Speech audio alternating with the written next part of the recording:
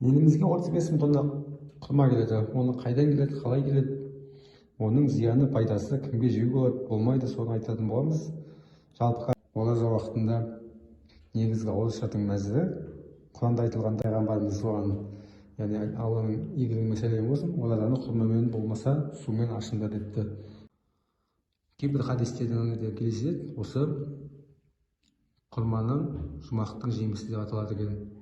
Құрма негізі хадистерде улануға қарсы емдік қасиеті бар. Кім күніне 7 сылығын талын жейтін болса, құрмамен бастап, ол күн улану мен сиқыршылықтан қауіп болмайды дейді. Таңертең аш қарынға құрмамен жеңдер, өйткені олар құртты өлтіреді депті хадистерде.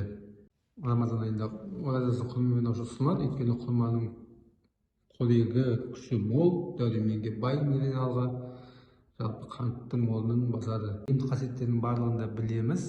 Емдік қасиеті жоғары, ол медицина жағынан да көптеген сарапшыларымыз дәлелдеген. Ислам дініне қарайтын болсақ, осы Құран кәрімнің өзінде 20-нан астам жерде кездеседі екен, осы құрма бойынша. Жаңа айтқандай көптеген дәрумендердің орнын басады. Құрма жалпы денсаулықтың ішінде соның қан қысымы, жүйке жүйесі, көптеген бүйрек, бауыр, жалпы жыныстық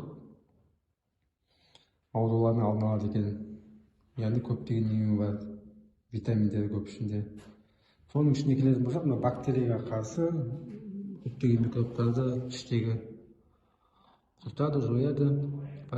Сонымен бірге босанатын әйелдерге де құрма беріңіздер дейді. Егер оған жаңа піскен құрма болмаса, кептірілген құрма беріңіздер дейді. Өйткені әйел үшін құрмадан артық пайдалы ағаш жоқ депті.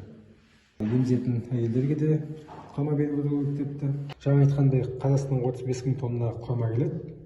Соңғы уақыттарда осы 23 жылдың өзінде соның ішінде Иран бар, Израиль, Алжир, Сауд Арабиясы, Тунис, Иордания. Өткен уақытта пандемия кезінде коронавирус уақытында 43 мың тоннаға дейін өскен екен құрманың импорты бізде. Соның ішінде 28 мың тонна негізгі Ираннан сатып алынады бізде құрма.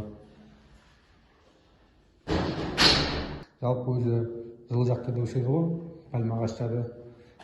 Пальма ағашы 5 жылдан кейін ғана жеміс береді, 6 жылдан кейін шамамен.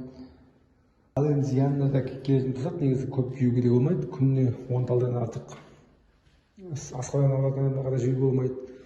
Асқадан алатын адамдар жесе, диарея болып, іші шықақтауы мүмкін. Көп жейтін болсаңыз, артығымен ісіну де тудыруы мүмкін. Фруктозаның көп болуына байланысты. Қорытындылайтын болсақ, негізгі пайдасы зор, бірақ та нормамен жеу керек.